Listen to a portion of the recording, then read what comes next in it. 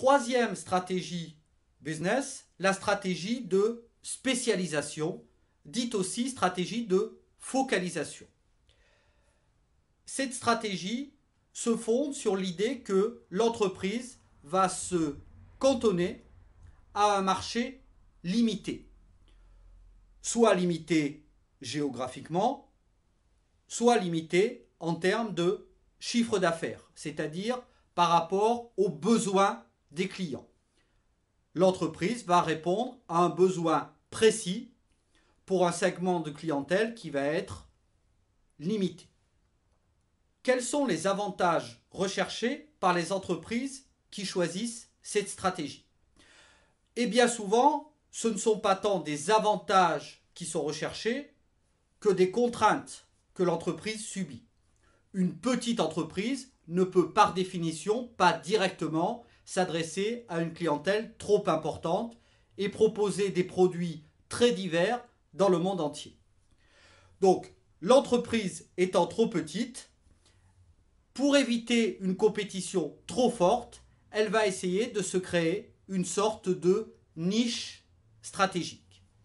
C'est la raison pour laquelle, pour qualifier cette stratégie, on parle également de stratégie de niche. On peut rattacher cette idée de niche à l'idée de l'océan bleu, c'est-à-dire l'entreprise qui cherche à fuir la concurrence par opposition aux situations que l'on qualifie d'océan rouge, où la concurrence est très forte, les concurrents très nombreux et souvent très puissants. Quelles sont les conditions de réussite de cette stratégie de spécialisation? Eh bien, ce peut être de disposer ou de maîtriser une compétence clé. C'est le cas d'un artisan. Un artisan plombier, par exemple, va travailler pour le compte d'un patron pendant un certain nombre d'années et la compétence acquise, il va ensuite essayer de la valoriser en créant sa propre entreprise de plomberie. La deuxième condition de réussite, évidemment, c'est que le marché que l'on choisit soit petit. Petit géographiquement ou petit en termes de chiffre d'affaires. L'avantage étant que ce marché petit a par définition une attractivité limitée pour les concurrents potentiels. Quels sont les risques de cette stratégie?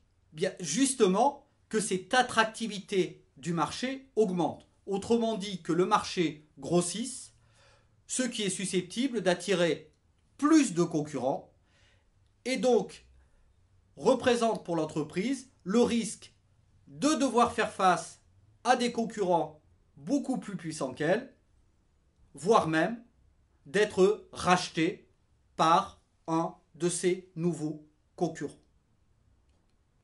Exemple de cette stratégie de spécialisation, l'entreprise Rigotti. C'est une petite entreprise située dans le Var qui fabrique notamment des hanches. Ce sont des petits accessoires qui sont utilisés dans les instruments à vent, les hautbois, les saxophones, etc.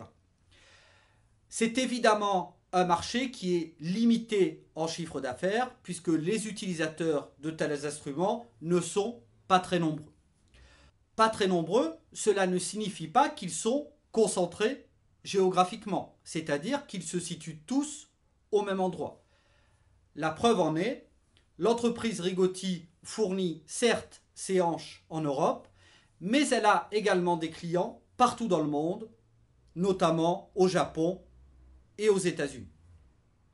Pour synthétiser ces trois stratégies business, la domination par les coûts, la différenciation, la spécialisation, on peut utiliser une matrice qui est dite matrice du BCG 2 pour la différencier de la matrice du BCG que nous avions vue dans le chapitre consacré au modèle concurrentiel. Cette matrice BCG 2 va en quelque sorte préciser la stratégie que l'entreprise doit privilégier selon ses avantages concurrentiels. Selon cette matrice, 4 positions sont possibles. Ces 4 positions dépendent du fait que l'entreprise peut ou non se différencier, ou peut ou non essayer d'avoir une domination des autres par les coûts, voire par les prix. Première situation, si l'entreprise peut se différencier et peut recourir à l'avantage concurrentiel prix, la stratégie à choisir est la stratégie de spécialisation. Deuxième cas, le prix mais pas la différenciation.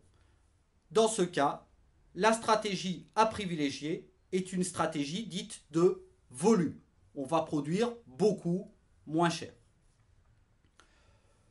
Troisième cas, lorsque l'entreprise peut choisir la différenciation mais ne peut pas recourir à l'avantage concurrentiel prix, dans ce cas, on parlera de stratégie fragmentée. L'entreprise va essayer de vendre ses produits auprès de fragments, de petits marchés. Enfin, dernier cas, lorsque l'entreprise ne peut recourir ni à l'avantage concurrentiel différenciation, ni à l'avantage concurrentiel prix, et bien dans ce cas, sa survie est en jeu puisqu'elle est dans ce que l'on appelle une impasse stratégique.